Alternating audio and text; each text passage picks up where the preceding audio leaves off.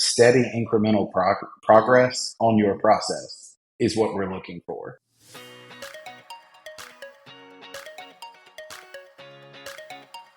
Welcome to the Insurance Refocused podcast, where we're highlighting real agent stories and how they are innovating to respond to the changes and challenges happening in the independent insurance industry. My name's Lindsay, and I can't wait to introduce you to my amazing co-host, who just so happens to be my mom, Carey Wallace. Mom, how you doing today? I am doing very well, Lindsay. How's your day going? It's going really good. Thanks for asking. Yeah, I'm super excited. We've got a really cool person joining the podcast with us today. This is someone I actually had the pleasure of presenting live with in this past month, which was really nice. We are honored to have Mr. Thomas Mann of Aureus Analytics joining us. Thomas, thank you so much and welcome to the show. Well, thanks for having me, ladies. I feel honored seeing the past guests that have been on here. I'm just really excited to have made the cut, honestly.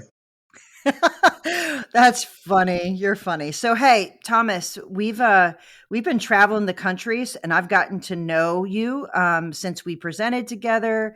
Actually, I think I've seen you like 3 weeks in a row, 2 weeks in a row, if I'm not mistaken, which is kind of nice at our past events. But for the people out there that don't know you, would you mind giving just a little bit of background? Why are you in this industry? What attracted you to it, and what you're doing in this industry? So I love answering this question because it oftentimes is a similar path to maybe not dissimilar to Lindsay, actually, but it's all in the family, right? So my dad was a 36-year captive agent in North Carolina, and I had, been hearing about deductibles and coverage provisions and, policy provisions long before anyone in the same age demographic. So, when we got to college and had renter's insurance and this and that, and friends are like, I don't understand any of this. I'm like, what do you mean you don't understand what a deductible is? Anyway, so that was it was insurance nerd from early on. But I didn't carry, this is something you guys have both heard from agency owners and past and present. I didn't want anything to do with insurance, right? Nope. No thanks. I've heard enough about it. Dad's talked about it. I've seen the claim service, where you have to get involved in everything. And so it was timely. I'm a shut hunt, Mick Hunt, Tar Heel. I'm a UNC alum. So after college, I went into something completely unrelated. And a good family friend of mine who was an agency manager for that same captive that my dad worked for, basically called me out of the blue and was like, hey, I've got an agent retiring and it's time for you to join the big leagues. Right. And that was kind of, I wasn't looking, and it was just serendipity. And I had changed. I learned a lot more about, insurance in that intervening time, and seeing more of the trends the industry was taking. So I joined as a captive agent myself. And I stayed in that. It was multi-line. It was, life, small commercial, all P&C, even health. So I was in that world in North Carolina for 4 years. Saw the writing on the wall with the captive side of the business. Saw that there was, more opportunity and options for independence. So I made that jump. Was in an independent agency for 2 years there, and then the bug came calling. So Lindsay, I gave you some brief intel a minute ago about Cat at Agency Zoom. So got onto the Agency Zoom team when opportunity presented itself. That was 2020, and ran customer success there. Ended up running the customer success team and implementations for them for over 2 years. So that's the story. That's the why, Carey. But it really is, regardless of whether you're on more of the periphery like we are, or whether you're an agent in the trenches every day. I mean, it is an industry that has been good to me personally and to my family, but also, it makes a real impact, even though it's you'll hear at a lot of these events. It's maybe not the sexiest industry to young folks coming in, but it is an industry that makes a difference, and it's some would say a big industry, but a small community. Oh, I love it. That's awesome. Some would say that. That's right. Oh, it's super funny. I want to lead us today in this episode, kind of focus our conversation around data, bad data specifically, and how that impacts your agency overall, implementing technology, yada, yada, yada. There's so many things that having bad data impacts. So my first question that I want to kick us off with is, what is bad data? How do you know if you have bad data? What does that even mean in the sense of data, right? In closing, data. Got it. Yeah. So, Lindsay, let me tell you, um, I love I love this talking about data because in my role as director of customer success at Aureus, same thing in customer success at AZ. Data is a topic even when you're starting with a blank slate, right? If you're an agency, you're never starting with a blank slate, right? There are skeletons in this closet. Now that being said, with agencies, you said, how do you know you have bad data, Lizzie? So it's kind of one of those, if your data is bad, or at least if it's bad enough, you're going to know, right? There's going to be signs. Now, that being said, when we get into, how does that show up? How do you audit it? How do you know? Uh, One of the first things that I address head on with new customers at Aureus and have always done on the implementation side is you need to, get your house in order, right? First. I mean, that is always, I think Carey would definitely back me up on that because if you don't know the score, how can you win a game, right? And this touches on a lot of different things. But when we talk about bad data, generally, Lindsay, we're talking about AMS data, right? So, common scenario, they have, acquired a book. Maybe it was a paper agency, it was an older agency. Data was maybe printed on a dot matrix printer. I don't know. But all of that to say, it was never never rolled correctly. And even if they had sterling data from the time, they were more forward thinking, they were a digital agency. They started on a modern AMS platform. The records are good. You inject one of these acquisitions, and now your data quality is significantly suffering. So where you're going to see that a lot of the times is going to be in renewal and policy level, information. So, hey, we didn't have downloads before. This agency didn't download. Now they do. They're not reconciled. So we've got, zombie policies where the dates don't match. We have producers. We have CSR staff that are no longer with my business that are still coded to active accounts. Data hygiene, I would say, Lindsay, is probably the first part of bad data. So I promise, ladies, to not talk about our software, Donna, or things that Aureus can do more than is absolutely necessary. But this is, since data integrity is something near and dear to my heart, one of the things, Lindsay, when I talk about implementation, that's oftentimes used as a crutch by agencies is, hey, my data's bad. I can't use a platform like Donna, or I'm not ready for Agency Zero, or whatever the case may be. It doesn't have to be either of those two, but that's oftentimes a built-in, hey, let's put it off, let's wait. But in actuality, you ask Lindsay, how will you know you have bad data? Tool implementation, right? Tools that show you that your data is bad and really put the D on your report card front and center. That is one of the best ways. And so there's a process that we've built called a data quality index, which is going to analyze all of your AMS data around completeness, accuracy, and my personal favorite, contextual mismatches like, hey, this is a person that's no longer here, or the policy term is out of spec, even though it still says active. So some of those type things. Hey guys, if you're looking to improve your bottom line, allow your team to operate efficiently, and really improve that customer retention, I believe you should check out Ascend. Ascend is the all-in-one insurance payment solution.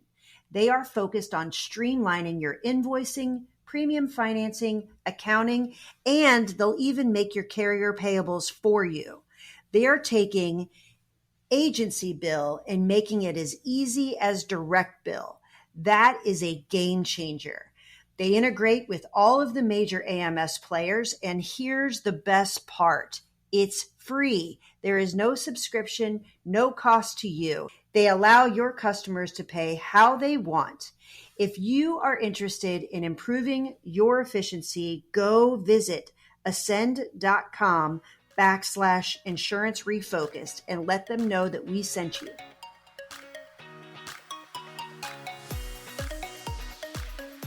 If you're like me and many other small businesses across the country where hiring, training, and retaining employees is a challenge, Agency VA has a solution for you. Agency VA has over 1,000 VAs hired, managed, and trained in the Philippines, Latin America, and India. But did you also know they have 100 licensed agents here in the US that can help you manage your book? I use a VA who lives in the Philippines, and I absolutely love her. The process was simple. We had a consultation where they asked me my needs, goals, and concerns and matched me with Allie, who has been an absolute game changer for me. Employing Allie through Agency VA has allowed me to focus on my business without worrying about HR concerns, turnover, and monitoring payroll. The best part is the Agency VA team was eager to help my company and also make sure that Allie is getting employee benefits, a competitive salary to help her live a better life in the Philippines.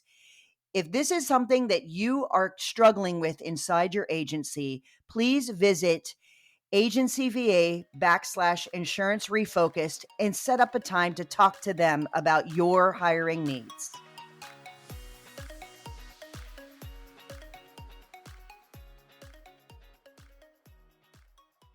I would agree that when you have big data when you try to use the information to make a decision. That's the thing. Like when your gut tells you my business is this way, you run a report or you do something in order to drive a decision and it's off. Like those are the things, that's a practical way that oh goodness. Or you run the report and you make all the adjustments in your head of the things that that aren't right, but it's still that way in your system. So for me, lots of times agencies find bad data because they go through evaluation process and fresh eyes are looking at their information and I'm making conclusions about their business's strengths, weaknesses, risks, opportunities that they're like, well, wait, actually that's not right. And this isn't accurate. And those are the things, like, that's not my lead carrier. We don't put that much. And it's because their information isn't completely accurate. So I think a lot of times by implementing a tool or going through a process, you're able to identify it because you're looking at your business a different way, right? Yeah, I mean, there's the soundbite, Gary.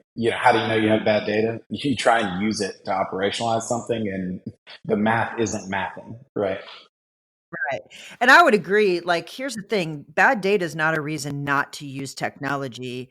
It is a reason that you have to look at technology as a journey or as a process to implement, not that you're going to flip the switch and all of a sudden it's going to be great. So let's talk about what you've been on the side of agencies that want to innovate and want to use technology and get better in this space. What does that look like? And what's a reasonable expectation about that implementation process? So I've got a couple, Gary, of rules, right? And this is sort of there. You could look at this like an upfront agreement in principle or contract between any vendor, that you're going to use and your agency. So you as an agency leader, that you don't have to be the principal, but someone who is steering the ship, right? You need to before you say, hey, let's just jump in the pool and use this tool, right? So data integrity is part of it, right? And I think there are tools that will help you with that. First, know where your standing is on that, or at least know that that's something that should be verified, even if your data is sterling, right? Before you really start sending it everywhere and gaining insights from it. So additionally, you've got to know where you're going, right? So you need to kind of draw up the long-term vision and, more importantly, not what is the feature set of this tool, but what is my agency looking to get out of this? What outcomes are we looking to drive from this tool? So you need to have built that plan, at least if nothing else, you need to know where you want to end up, even if you're not entirely sure. That's where folks sitting in my seat will help, paint the actual picture for you of how we're going to get there, but know where the begin with the end in mind. Um, the one thing, and this is Carey, such a pitfall. So pick a champion, right? And I generally encourage it to not be the principal, right? It needs to be someone who has in the past, whether it was in an agency framework or not, but has implemented a new tool, changed a process, has that track record, but also they're in an early adopter mindset, right? They're not afraid to poke holes in something, but they're also not afraid to flex with the tool and learn the limitations and then say, how can we still keep moving forward? So having someone to own whether, and this, Carey, I would broaden out from not just tech implementation, but anything you want to change in your agency, right? Pick not just the principal, not just top down leadership, someone to own a process, to own the tool, and be the point man or woman on this specific task. So from there, it's committing to the utilization, right? So, Carey, something that we've seen many times is I was on a podcast with our friend Rob Bowen for Hawksoft, and they asked me, Carey, what is the most difficult or most challenging, I think, part of working with agents? And far and away, it is something contagious known as shiny object syndrome. So I have, oh, I saw this. Oh my God, on a Yeah. podcast with Rob. That is the perfect person for Yeah, that and Rob's podcast. like, it's Yes. me. Hey, Taylor Swift, I'm the problem. Yeah. So it's the whole thing though with that is you really have to give something, right, a runway to see those results. Pulling the plug too early in any platform, right, is just going to lead to, because we've all seen these agencies do it, right? I've tried everything in this space and I wasn't happy with any of them. Well, if that's the conclusion you're coming to, it might be you guys or the way you're trying to use it, right? So that is, you really got to commit to, hey, what's our runway going to be for how long we're going to try this, and then ultimately, something is only fully implemented in as much as it's automatic. So interconnectivity, right? You're looking at platforms that are completely vertical agnostic, Zapier, API. I know, Carey, you guys have, I'm not going to get into it. You've talked enough about RPA and the bots, right? But all of these tools that will help paint a network, like a neural network for your agency, right? So every finger on this hand needs to know what every finger over here is doing. And then how can we make sure that that's all rolled up through something like a Slack or a Microsoft Teams or whatever, so everybody's on the same page? We don't have to have all these one-to-one conversations to download on how X and Y are going. So that's kind of the Thomas schedule. So what I just heard, just to recap, and then I'm going to let Lindsay ask you a question, is number one, know what the heck you're trying to do and choose accordingly. Don't go and walk through a vendor thing and say, oh, or I know so-and-so uses this. They have a completely different agency than mine. They do, they focus in a completely different area, but they're cool. So maybe I'll try the same software that they're using. Like, please don't do that. Know what you're trying to accomplish. Pick a champion, make sure that you implement it and you actually commit to the cultural change of utilizing this technology and give it the right time and space to be successful. Don't just, throw your hands in the air whenever something doesn't work immediately. But you said something crazy important that I think we glossed over, and I want to make sure everybody hears. It's not one system. Our industry is not built using one system and one system alone. They have to connect. This whole beautiful idea that you can go one place, buy one thing, and everything is solved isn't happening. It doesn't exist yet. And if it does, someone needs to come on this podcast and talk to me about it, because it doesn't exist, right? So that connectivity is work, and you're going to have to figure out how these things move and shift to keep them connected. So get rid of the fantasy that it's one, it's many, but it's the right things for your agency, and it's the invest in the people that know how to connect it for you is the other thing I would tell you, Absolutely. right? And if we were in person right now, I'd be coming over to high five Carey. So, Lindsay, if you could make that a soundbite, that whole thing, that'd be great. Um, I will say though, Carey, there's 2 points I want to make there, not to pick on our any of our colleagues or friends on the AMS side of the table, but it, you know, I have to keep my hair short so I don't pull it. When agents tell me all the time, it's got to come.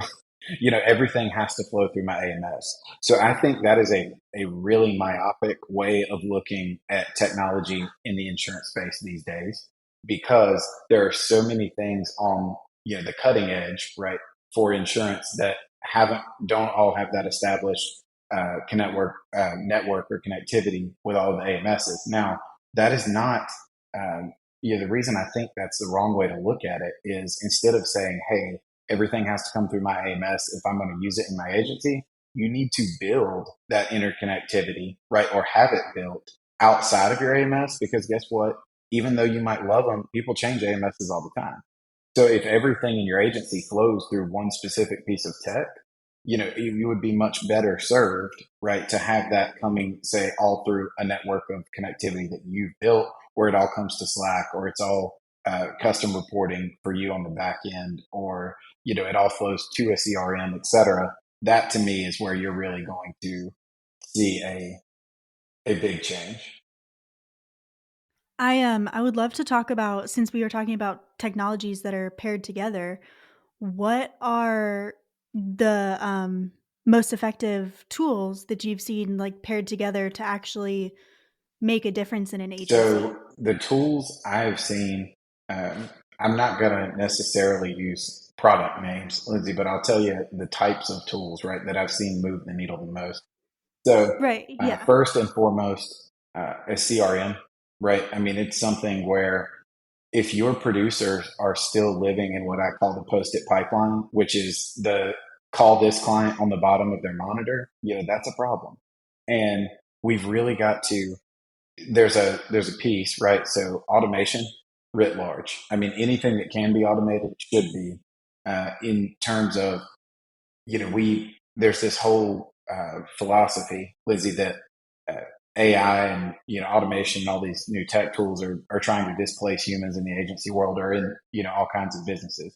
I actually disagree with that. I think they are trying to make us work smarter, right? Because you're still always going to need that empathy from an account manager when someone's having a tough claims issue or a problem with their carrier, right? But at the same time, we shouldn't be, you know, having the manpower, the human capital used on, hey, Lindsay, call this person and verify that this is the vehicle they told us to change, right? We can put automation and process around all of that, and then have that connectivity, and that record's already there for us, so that our people, our most valuable resource, our human capital, they are working on the things that they're best at and that move the needle. So automation, which can be from your CRM and a lot of other avenues. I will shout out Zapier. Just put this data there, automated. Big fan. Um, Tools that anything that helps the customer experience. So I will give an example. This touches on automation, but there is a company called Thanks.io, right? What they do is they send cards, personal touches, gift cards on an automated basis, right? So using technology to appear, as or more relationship driven than you've ever been, right? Keeping that human touch, but let's make it smart, right? And that's where those types of tools can really go a long way in the automation piece. I know you guys have touched on bots, RPA. Hey, let's have a computer do it for us. But I'm actually going to take care, a left turn for someone who's in the tech space. One of the biggest things I've seen move the needle in an agency: coaching, consulting, right? And that is whether it's someone, hey, I need someone to build this network of connectivity. I need this system to talk with this system, and I'm not a programmer. Okay, invest in that. Carey mentioned it earlier. That upfront lift to pay you so much value over time, right? Get it done one time, let it run, let it save your people time, let it make them happier. That to me is magic. And, it doesn't even have to be around a consultant who's going to, build something for you. If you guys are having trouble, changing old habits in an agency of like, hey, how do we adapt to CRM? Right. There are a lot of awesome coaches. There are things like, I don't know if you guys have heard, shout out this company called Agency Focus. Um, the speaking of data integrity, speaking of knowing the score, right? There is there's this concept that's really common of like we've got to do it all in house, and you're just taking more time than you need, and you're probably going to spend more money doing it that way than just bringing in an expert, right? Embracing that you don't have to be the master of everything, right, in your agency, in your business, and bring in folks that can help shorten that runway, shorten that learning curve. It's funny. I probably 3 or 4 years ago, I was doing a presentation on the impact of data and technology on an agency, and I made the suggestion. Here's the thing: if you're not training with the technology that you have today, it is moving fast. They are adding features. They're doing all kinds of things. They're connecting with others. If you are having trouble inside your agency and you don't know how to solve it, start with what you already have, because you're probably not utilizing what it has to offer. And it might not be a new tool, it might be turning on or expanding upon what you already have. So if you're not staying up to date with what the technology you've already invested in, you're going to create trouble for yourself, because you're probably going to overpay, have way too many tools, and not be utilizing them. So invest in people that understand it and stay connected to the ones you've already bought. It is, it's, and I get it. It's overwhelming. This is moving fast. Like, I totally get that, but don't add more just because you think it's not going to do it. Right. Absolutely. And just building that actually makes a great point, Carrie. So the stuff you already, have invested in, rather than, oh, I want to try the shiny new object, or I'm just going to add another piece to do this thing. That's why these people that know the connectivity and that can build these, external integrations are so valuable, because they can be like, oh, you can actually already do that in your CRM, or you can actually already do that with your AMS. And they were about to go and spend an additional, monthly subscription on whatever individual thing they wanted done.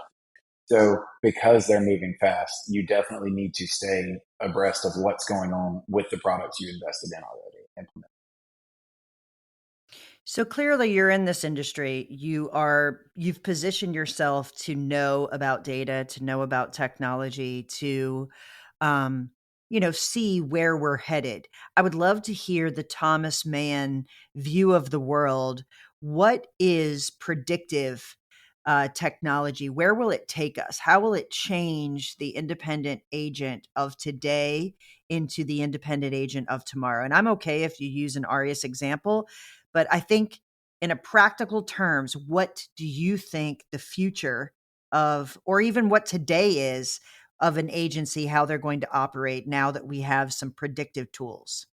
You know, if there's a word I like more than process, Carrie, it's predictive. So if with that in mind, I will use a quick RS example. So, and the reason being, I don't know, Carrie, another product for our specific space that is trying to, go this quickly on the predictive side of things. So, Lindsay, something I actually don't think you've heard me harp on this, right? So, general agency service model has historically been reactive, right? So, hey, I've got my CSR, they're at your beck and call, give them a ring and they will take care of anything you need done. Cool. But that's still waiting on the customer to initiate this conversation, right? So now we've got our forward thinking agencies are trying to be proactive, right? They're automating those touches through a CRM. They're getting, ahead of the ball, and they're trying to, um, you know, what's the word? Prick their, get the customer to engage with them before they thought of it. They're getting ahead of renewals. They're putting in processes early. But the wave of the future that mom's that I've envisioned and that your mom alluded to is the predictive agency. So what can we do with this data? What can we do with these tech tools to anticipate where the ball's going to be and not have to have that outgoing touch point, which still ultimately relies on that client response. So something that we do in our Donna platform is give each account predictive likelihoods around three behaviors. So those three behaviors being what we call round out probability. So likelihood that they purchase more from your agency, retention probability. So what's the likelihood they just head out at the account level? And then at the policy level, hey, these policies are scheduled to renew in X time frame. Here they are, based on what Donna thinks is the likelihood that they do. So the reason I have to use that example to answer your mom's question is we, um, as an agency, need to, or as an insurance vertical, when we implement processes like that, let's have what I call tiered workflows or predictive workflows around if this customer is this happy and our analytics tool, whether it's Donna or something else, says they're this likely to stay, right, then I can automate that. Like, hey, here's some awesome stuff our agency is doing in the community. We really look forward to serving you for another term. Click here if anything's changed major in your life, and that's rolling, right? So that's one flow. But then we really bring in the heavy hitters, our human capital, our agency staff, right? If an account of a certain value is saying, hey, they're not likely to renew, or they're not likely, or they are likely to churn. So that to me is where we're going, Carey, which is using the insights that some of these platforms can provide you to truly work smarter and more. As human capital, we are an aging industry, right? Like the average agent age, et cetera. As human capital gets more expensive for senior people, and we're waiting on the knowledge gap to catch up on the folks coming in on the front end. This is where spending that human capital as effectively as possible will really change the game. Now, to get a little further away from the Aureus side of things on this predictive is just, even if you're only using your own data, right? You could do this at a micro level and say, hey, this customer here, we've seen, they've been with us X number. I know this relationship, et cetera. You're already actually using predictive processes with your account manager at the human level. So why not go all in on this and let's really build some workflows? So that to me is where we're headed. That's the reality of where everything's headed, right? To be quite honest, like that's why things end up in my feed that it predicts what I'm going to buy. Why in the world wouldn't insurance move in that direction as well? Predicting who's going to leave and who needs your attention or who's going to need further coverage to think about what's next in their life. All of those things are next in their business is the way that we should be running our business. If the data's there, if it's clean, if you have the right tools, you can be so much more effective in serving your clients and knowing what they need. Because the reality is insurance is complicated. The average person does not know what they need, and you can move to the advice rather than the transaction of the deal. In my opinion, it's a pretty exciting place for those that want to have 20 or 30 years ahead of them. But you've got to be able to implement it and not be frustrated by it and know that it's a journey. This is not you walk in one day, you flip the switch and everything's great. It's more of we get the tools in place, we use them, we learn, we clean up our data, we create processes that make the right sense in order to continue to use that information, and it changes the way in which we do the work. There's no question about it. I think we're in a revolution. The fourth industrial revolution is here, and it is here to stay, and it will be predictive. There's no two ways around it. So, yeah. Anyway, Thomas, we could talk forever. Yeah, we could talk forever and ever and ever about data and technology and relationships, none of which are going to replace that relationship. It's just not going to happen. It's just going to change how much you can get into the relationship if you embrace these things. But I appreciate you coming on and sharing your insights with agents. If someone wants to get a hold of you and dig in further, Thomas, how do they reach out to you? So you can find me on LinkedIn, and I'll make sure you guys have that the link for LinkedIn. But also just shoot me an email, whether it's about our product or hey, let's talk about effective implementation. I'm using this tool, etc. I've been around the industry long enough, Carey. I can connect you with someone at even if it's not Donna related. Thomas at Aureus Analytics. That's my name. It's easy enough. And otherwise, reach out. I'd love, as you guys know, I love talking this all day. But Carey, as we bring it home, I actually want to make one more point so that something you just said right there.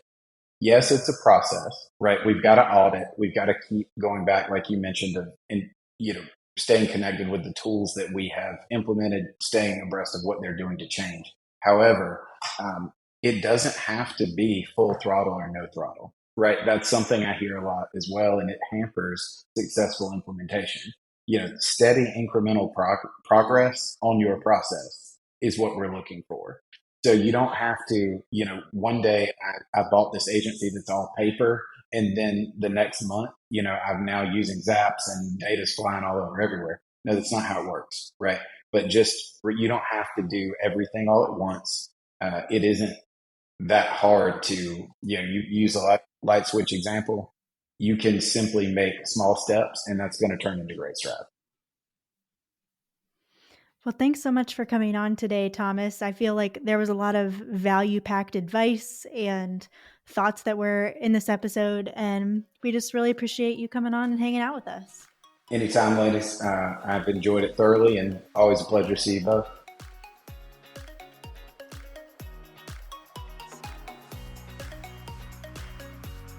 Thanks so much for tuning in to the Insurance Refocused podcast. If you enjoyed the episode, please be sure to hit subscribe and leave us a review so you'll never miss us. Want to learn more about how Agency Focus can help you grow your agency? Head to agency-focus.com or email Carey directly at carey@agency-focus.com.